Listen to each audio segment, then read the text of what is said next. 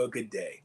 We continue our Bible reading from the book of Exodus, the 8th chapter, from the New King James Version. And the Lord spoke to Moses, "Go to Pharaoh and say to him, 'Thus says the Lord, let my people go that they may serve me. But if you refuse to let them go, behold, I will smite all your territory with frogs. So the river shall bring forth frogs abundantly, which shall go up and come into your house, into your bedroom, on your bed, into the houses of your servants, on your people, into your ovens, and into your kneading bowls. And the frogs shall come up on you, and on your people, and on all your servants." Then the Lord spoke to Moses, "Say to Aaron, stretch out your hand with your rod over the streams, over the rivers, and over the ponds, and cause frogs to come up on the land of Egypt." So Aaron stretched out his hand over the waters of Egypt, and the frogs came up and covered the land of Egypt, and the magicians did so with their enchantments, and brought up frogs on the land of Egypt. Then Pharaoh called for Moses and Aaron and said, "Entreat the Lord that he may take away the frogs from me and from my people, and I will let the people go, that they may sacrifice to the Lord."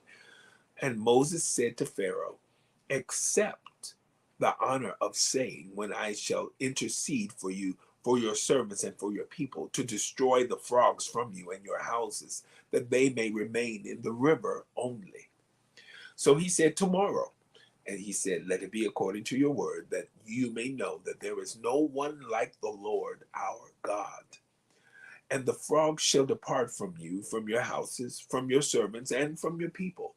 They shall remain in the river only." Then Moses and Aaron went out from Pharaoh, and Moses cried out to the Lord concerning the frogs, which he had brought against Pharaoh. So the Lord did according to the word of Moses, and the frogs died out of the houses, out of the courtyards, and out of the fields. They gathered them together in heaps, and the land stank.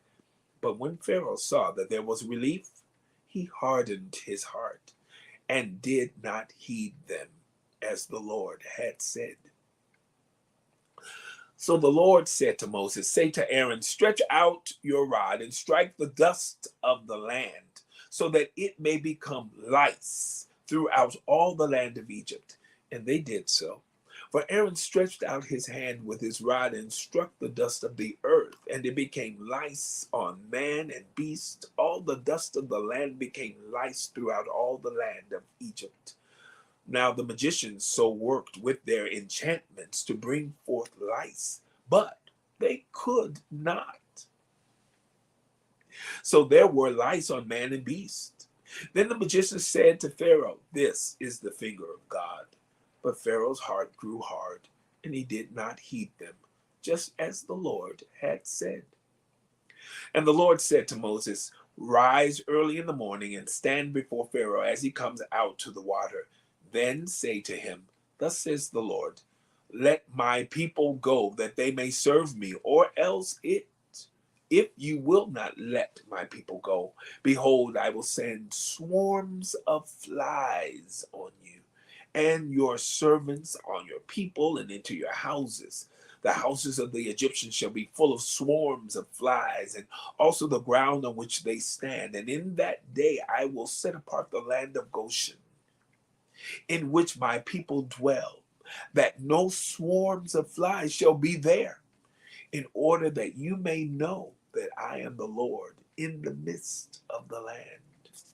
I will make a difference between my people and your people. Tomorrow this sign shall be." And the Lord did so. Thick swarms of flies came into the house of Pharaoh, into his servants' houses, and into all the land of Egypt. The land was corrupted because of the swarms of flies. Then Pharaoh called for Moses and Aaron and said, "Go sacrifice to your God in the land."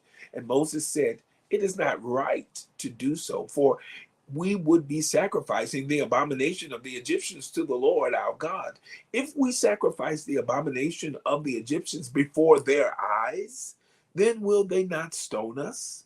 We will go 3 days' journey into the wilderness and sacrifice to the Lord our God as he will command us." So Pharaoh said, "I will let you go.